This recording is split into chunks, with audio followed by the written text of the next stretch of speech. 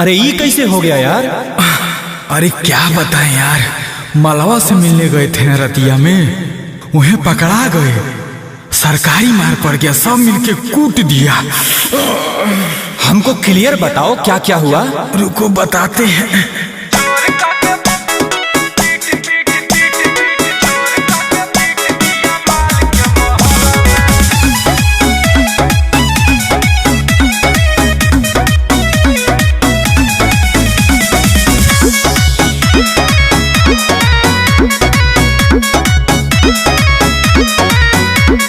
चढ़े के तो चढ़ गए फान के दूताला में। उसके बाद क्या हुआ?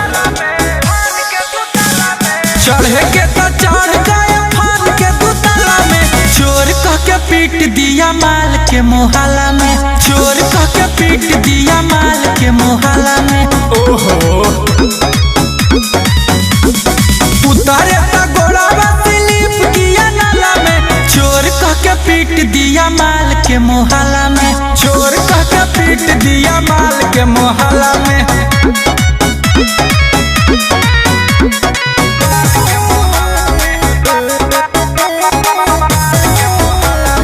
Music by Arya Sharma.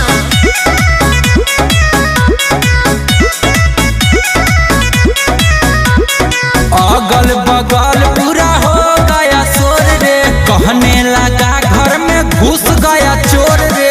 अच्छा, अगल बगल पूरा हो गया शोर रे। कहने लगा घर में घुस गया चोर रे। करेंगे भजन रात दिन शिवाला में। चोर कह के पीट दिया माल के मोहल्ला में। चोर कह के पीट दिया माल के मोहल्ला में। बहुत बुरा हुआ तुम्हारे साथ।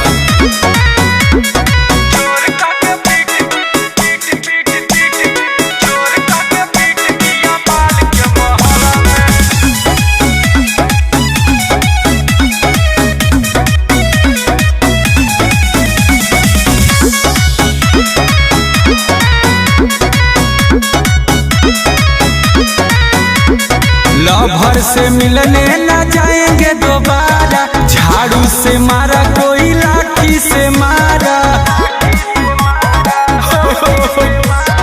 लवर से मिलने न जाएंगे दोबारा। झाड़ू से मारा कोई लाठी से मारा। अमन गुंजन पड़ गया आज रात पाला में।